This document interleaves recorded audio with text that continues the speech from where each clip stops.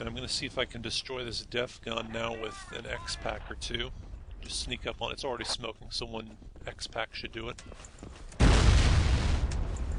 Nicely done there. And welcome back to part 2 of Let's Play Battlefield 1942 Midway Island. The small island here is taking a lot of flak from our battleship. Oh rats, the guy was blocking the exit. What I hope to do is drop an X-Pack in there, lure him in, and then I just run out really quickly and detonate. But unfortunately, as I tried to run out of the bunker at the last second, he was standing in the way.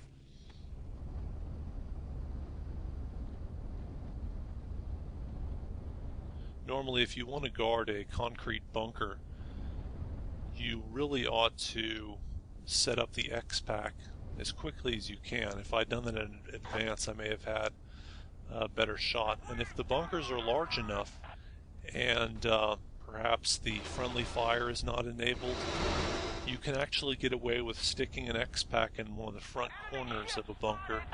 You hide in one of the back corners and you get your detonator out, and as soon as the enemy runs into the bunker, you just detonate it, and hopefully he'll survive that, but he'll definitely be killed before he gets the chance to shoot you.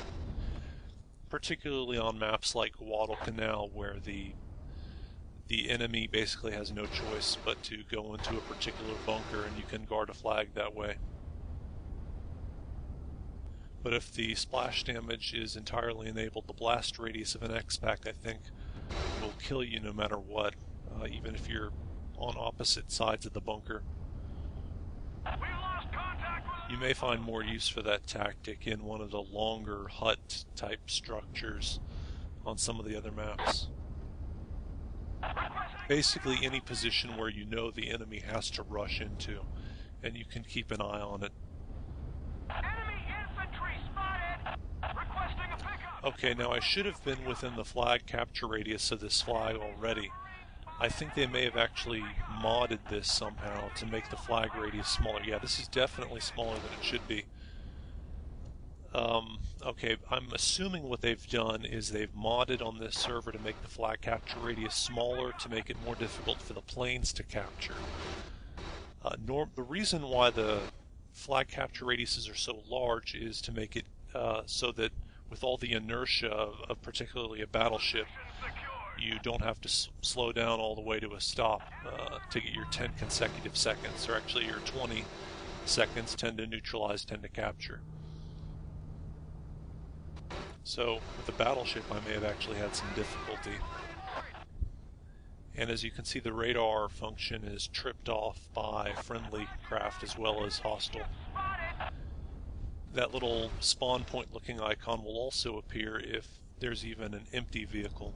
It can even be an empty Jeep, for instance, if you're close to land.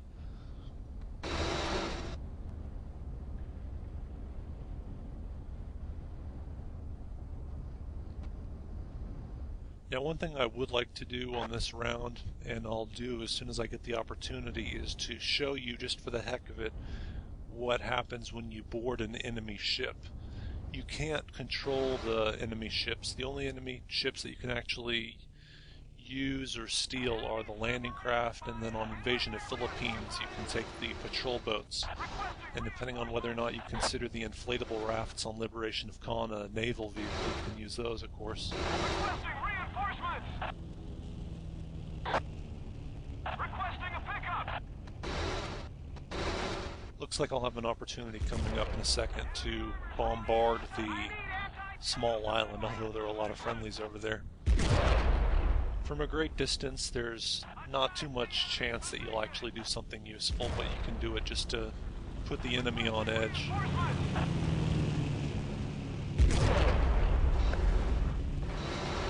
A lot of aircraft around here from both sides, probably an aircraft carrier around here.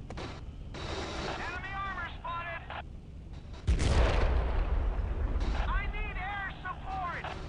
And once you get to a certain point, it seems like there's always going to be landing craft right on that spot. And that tiny little dot, I don't know if you can even see this on YouTube, but that's an enemy troop I've been trying to get with the cannons, but Lost contact with an outpost. The enemy is advancing.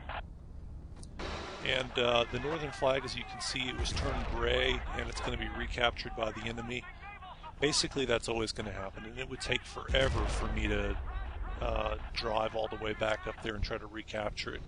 So essentially, if you want to have an impact on the naval flags using ships, you're going to have to go on defense. Roger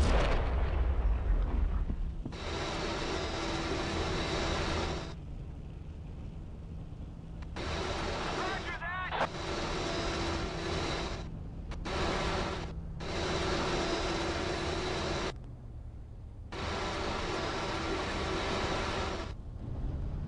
Everything looks clear so far.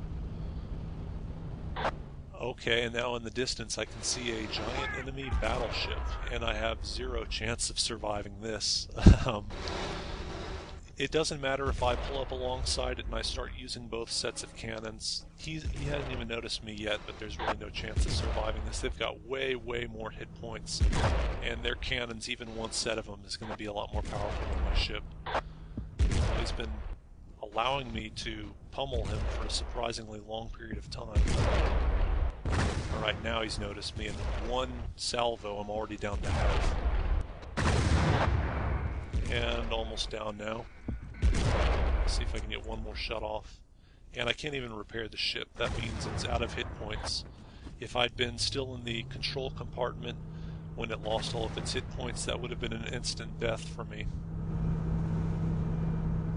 But as you can see, when the hit points of a ship get down low enough, you can always just jump out. You can usually predict when that's going to be, so it's hard to get kills sometimes, ship versus ship. And there's the netting there, you just pull up alongside and you can climb up.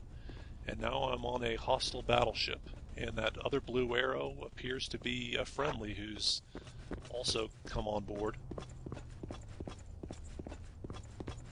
You can't damage these ships. You can kill the people who spawn on them, but there are some people who try to damage the ship by throwing X-Packs out and just exploding them on deck. That's not going to do any damage, even if you go up to an ammo crate and just do tons of them. Now, you may have difficulty seeing this because you can't see when I'm trying to move to one side or another, but there's significant lag over here. There's a real delay between when I try to change directions moving around. That happens with all the shit. And why did I... Okay, that's some kind of weird glitch. There's the buoy for the flag. I think what happened is maybe the ship tried to get on top of the buoy and it knocked it over. I don't know why I got knocked off. But at any rate, it was kind of useful over there for a second. When I was on the ship, I was able to keep the flag neutral.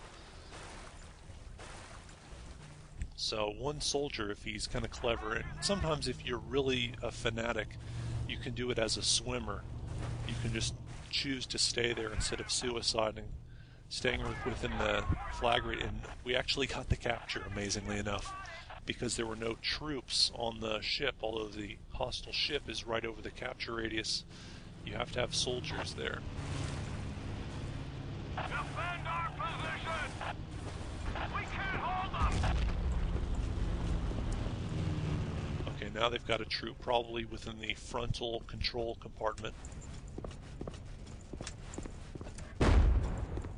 Some good distance on the blast radius for that X-Pack. And it looks like we're coming up alongside, that'd be a Japanese aircraft carrier right there. This is really turning into a weird round. Look at this. A rare opportunity to see the bizarre physics at work. If I'd been a little faster, I might have been able to board the aircraft carrier, which would have been really nice to do because I could potentially steal a plane and kill some people spawning in. Well, my friendly ally has been shot up, and I strongly doubt I'm going to see any more friends on board. Attack the enemy position! He's going to spawn in with a machine gun, either an assault or a medic, and I should have zero chance. In fact, I've gotten really lucky already, just being able to get shots off. Again, the lag, although you probably can't tell, is pretty unbearable here. So you really want to use grenades or a machine gun. Can't quite jump over that.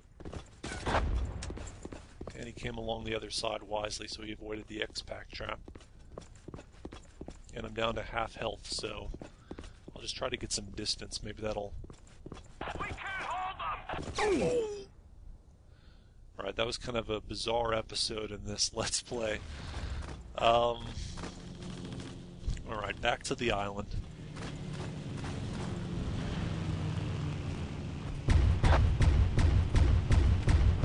Stay tuned for part 3.